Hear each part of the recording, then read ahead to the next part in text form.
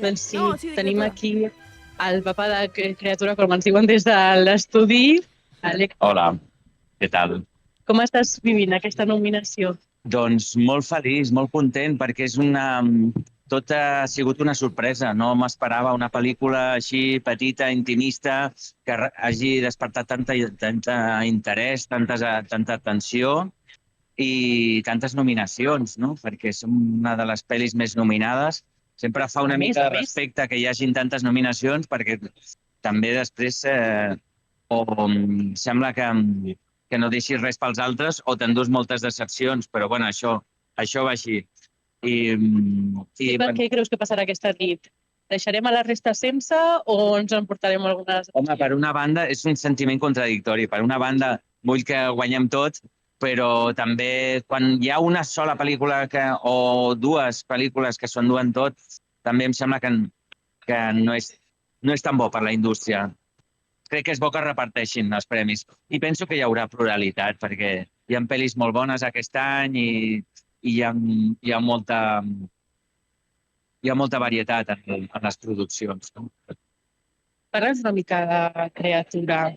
Al final tens un paper doncs, de pare, jo crec que és aquella figura pràcticament antagònica a la protagonista. Ho sents així?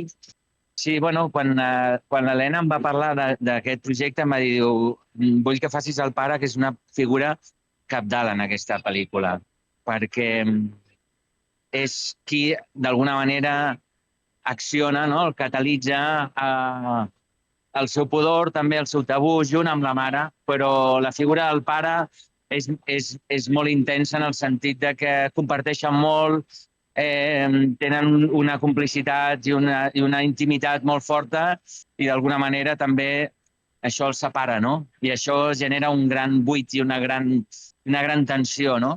Llavors era un personatge molt ric i molt variat per provar moltes coses i per jugar i va ser un regal preciós poder fer aquest personatge. Com t'has sentit en aquest pare? Creus que, clar, al final, la protagonista és una nena, una noia.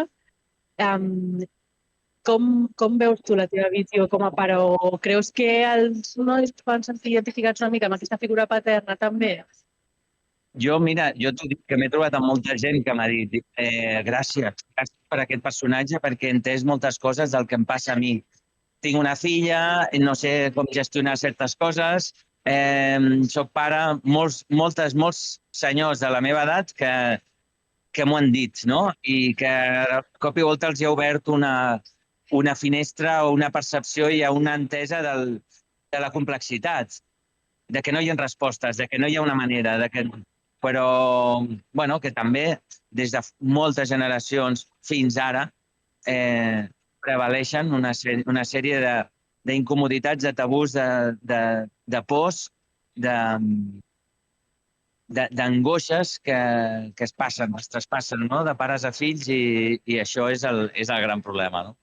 Què t'ha ensenyat? Tu creus que has après alguna cosa després de la pel·lícula? Veus des d'una altra perspectiva? Bueno, jo crec que lo interessant d'aquesta pel·lícula que hi ha moltes persones que els ha remogut consciències, no? I els ha remogut i els ha fet reflexionar sobre la seva infantesa.